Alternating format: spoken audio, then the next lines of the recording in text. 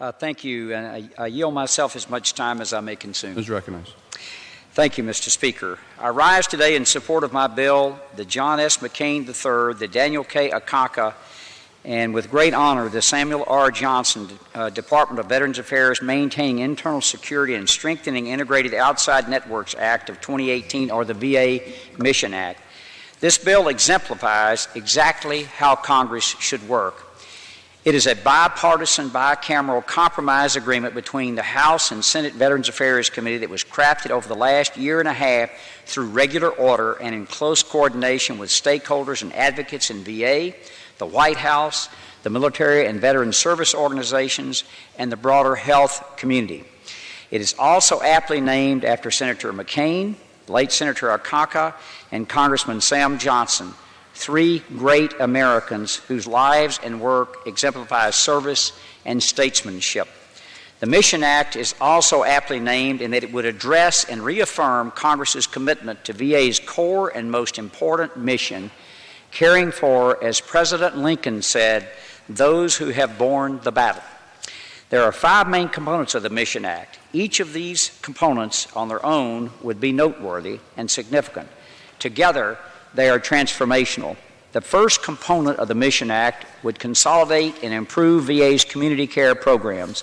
VA uses several different methods to refer veterans to community providers today.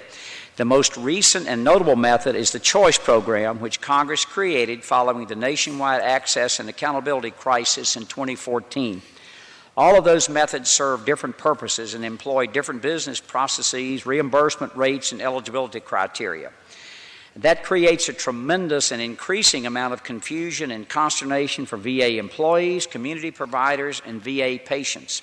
The Mission Act would consolidate all of those methods into a single, streamlined VA community care program that is easier to understand, administer, and deliver to veterans who need it. This would increase access to timely, quality care in every community across the country, and in doing so, expand VA's reach and veterans' choice. It would also return all VA community care funding to the discretionary side of the ledger, thereby increasing transparency and accountability for the hard-earned taxpayer dollars that VA receives. The second component of the Mission Act would address the pending shortfall in the Choice Fund. When Congress created the Choice Program 4 years ago, it also created the Choice Fund and stipulated that the program would end when the fund ran dry. Congress has acted time and time again to prevent that from happening in recognition of the millions of veterans who rely on the Choice Program despite its imperfections. However, Acting VA Secretary Wilkie sent a letter just last week declaring that the remaining funds in the Choice Fund will be exhausted as early as May 31st, just 2 weeks from today. The consequences of that have the potential to be catastrophic for veterans, with Acting Secretary Wilkie warning that wait times will increase, access to care will decrease, continuity of care will be disrupted, and valuable community partnerships will be damaged. To prevent that, the Mission Act would authorize and appropriate $5.2 billion to the Choice Fund.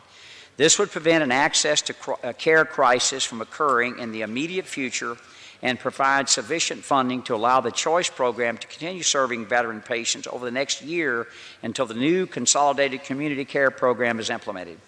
Third of the Mission Act, the third component would address VA's massive and misaligned physical footprint. VA is one of the largest property holding entities in the federal government, with a capital asset portfolio that includes thousands of medical facilities spanning hundreds of millions of square feet.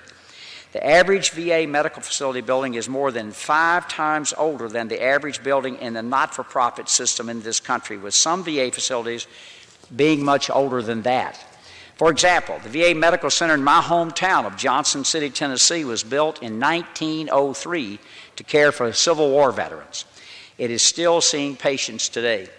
Since being named chairman of the Veterans Committee a year and a half ago, I've made it a priority to travel to VA facilities across the country. While many of them are doing great work, they're operating out of facilities that were designed and built to meet antiquated healthcare needs and delivery models. Those facilities are increasingly impossible to manage and maintain in accordance with modern standards and the ever-changing shifts in their veteran population. Not to mention that demand for care is growing progressively more costly and complex in Tennessee and across the country. The Asset and Infrastructure Review, or AIR Act, process that the Mission Act would create is based on a recommendation from the Bipartisan Commission on Care that was put together by President Obama. It would create an open, objective, politically insulated process to recommend how VA's massive physical footprint can be realigned and brought up to date. This would transform the VA healthcare system that we know today into one that is stronger, more efficient, and better able to meet the healthcare needs of veterans now and for generations of veterans to come. None of us who are lucky enough to have a VA facility in their backyard, as I do, want to contemplate a future where that facility may change or disappear. But without action as bold, brave, and potentially transformative as the AIR Act is, the long-term success and sustainability of the VA healthcare system is in serious question, and veterans will suffer the consequences. I want to assure those that may still be concerned about AIR that they will have nothing to fear from it.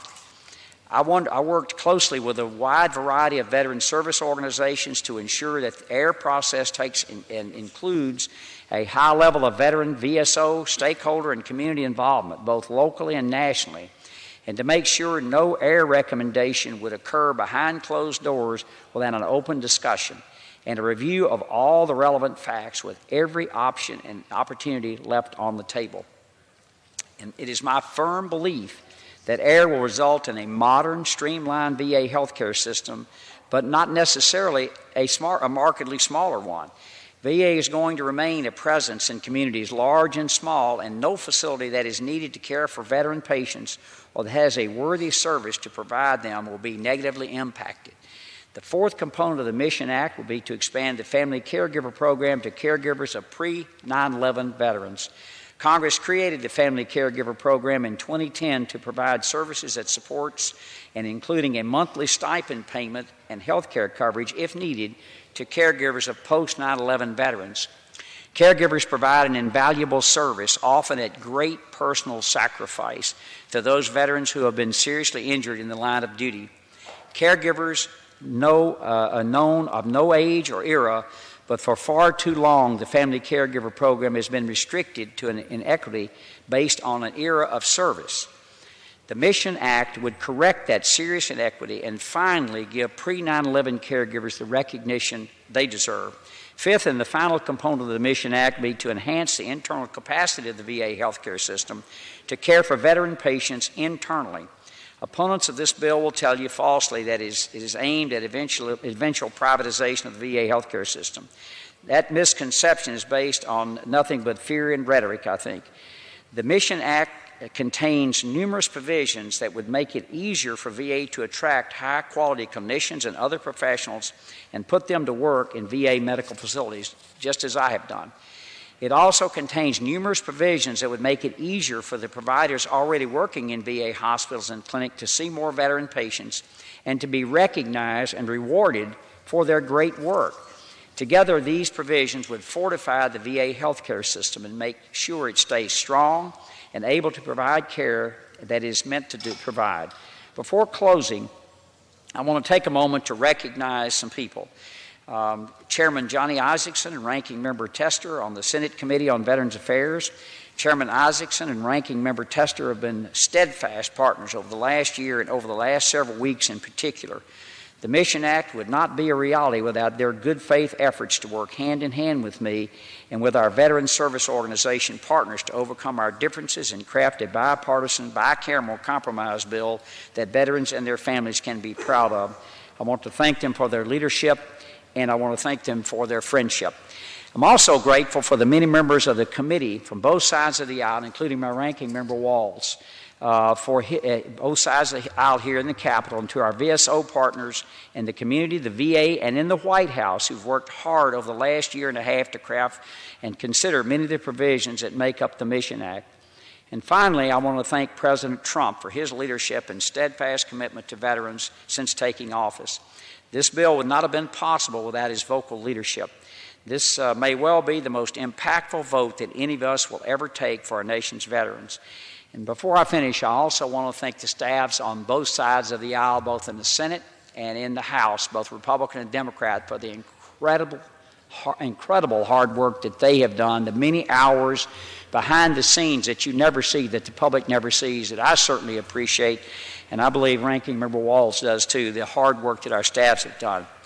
And yes, a vote is a vote for access, for quality. A yes vote is a vote for access, for quality, for choice, for the long-term success and sustainability of the VA healthcare system, for caregivers, and for veterans. And for that, I would recommend a positive yes vote. The Mission Act is supported by every major military and veteran service organization who rightfully recognize this is a monumental and historic opportunity to support a bill that will positively impact the daily lives and well-being of millions of veterans and their families, and fundamentally shape and improve the second largest agency in the federal government. I urge every single one of my colleagues to stand today with me and these organizations dedicated to the service of veterans, service members and their families, and most importantly, our nation's veterans, and support the Missions Act. I also ask Mr. Speaker that the VSO letter of support be inserted into the record, and with that, I reserve the balance of my time.